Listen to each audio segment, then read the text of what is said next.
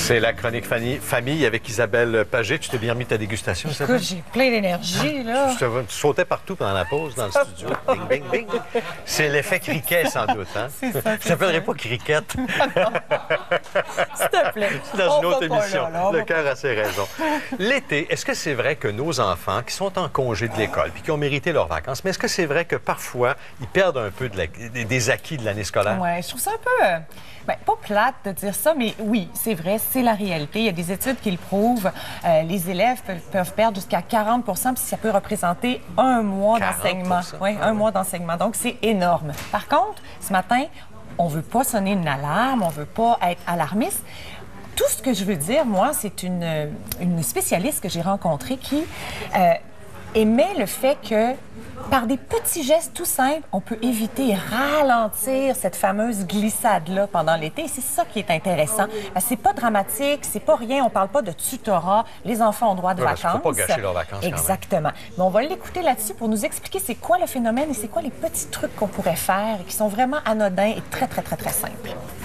Souvent, ce qu'on observe, c'est que la performance des élèves, des enfants, à la fin de l'été va être moins bonne qu'au début de l'été. Donc, il va y avoir ce qu'on appelle un déclin des apprentissages qui va se faire au courant de la période estivale. Normal, non? C'est normal dans la mesure où ensuite, quand la rentrée scolaire a lieu, ça pénalise pas l'enfant. Et puis oui, il y a une certaine transition qui doit se faire où l'enfant réintègre la routine. Mais certains parents ont le souci de continuer à stimuler l'enfant pendant l'été de façon à éviter ce déclin-là, particulièrement chez les enfants qui ont un trouble d'apprentissage ou qui ont déjà des difficultés scolaires. L'important, c'est que l'enfant ne voit pas ça comme un poids lourd, comme quelque chose qui est fastidieux. On s'entend que durant l'année, il y a une routine. Durant l'année scolaire, il y a énormément d'attentes sur les épaules de l'enfant. Donc, si en plus, durant l'été, la période de tutorat donne l'impression à l'enfant qu'il n'y a pas des vraies vacances, ça peut vraiment nuire à la motivation et donc aux apprentissages aussi. Le but, c'est de rendre la lecture plaisant. Donc, idéalement, il faut offrir des choix à l'enfant. On peut offrir des choix en lien avec ses intérêts, en lien avec les activités prévues en famille durant l'été, par exemple un voyage à venir. Et puis, c'est de le diversifier, en fait, de diversifier les choix de lecture pour l'enfant. Donc, pas seulement des livres, ça peut être des bandes dessinées, ça peut être lire une chronique dans le journal, ça peut être également lire sur la tablette, passer à travers la liste d'épicerie ensemble, regarder le menu au restaurant. Donc, la lecture est omniprésente, elle est partout autour de nous, en fait.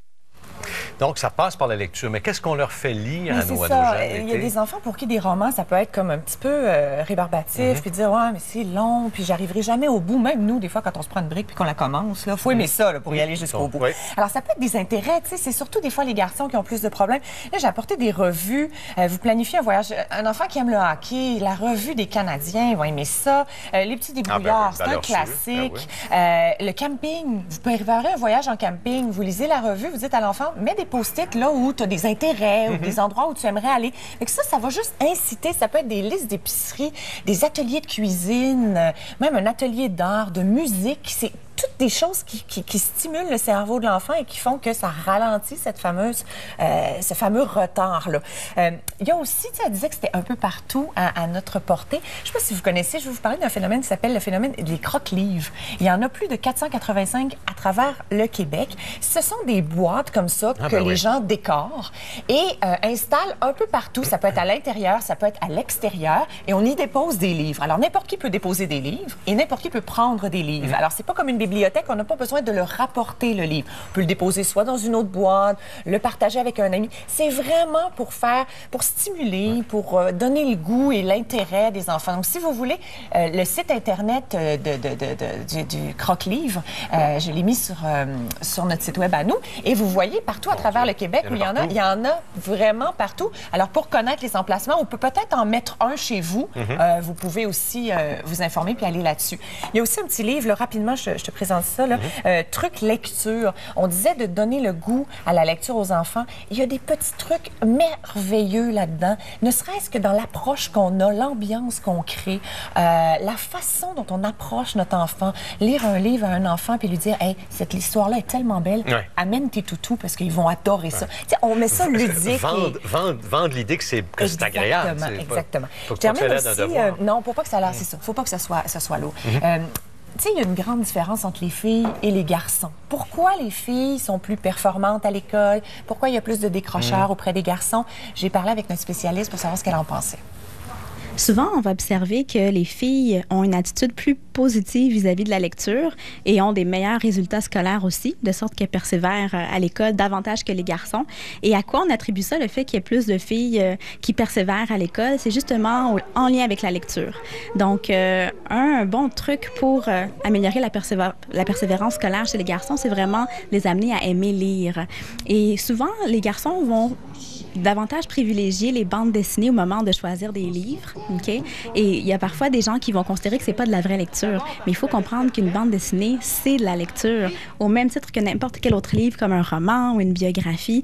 Donc, l'important, c'est de ne pas se restreindre à un seul type littéraire. Il y a aussi quelque chose d'autre qui est important, l'ennui.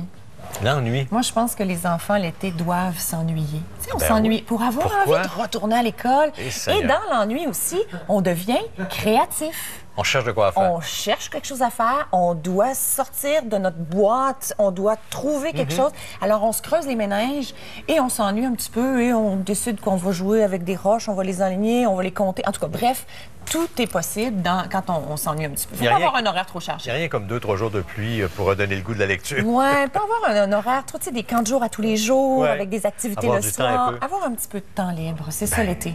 Merci beaucoup, Isabelle. Bienvenue. À très bientôt. Au revoir.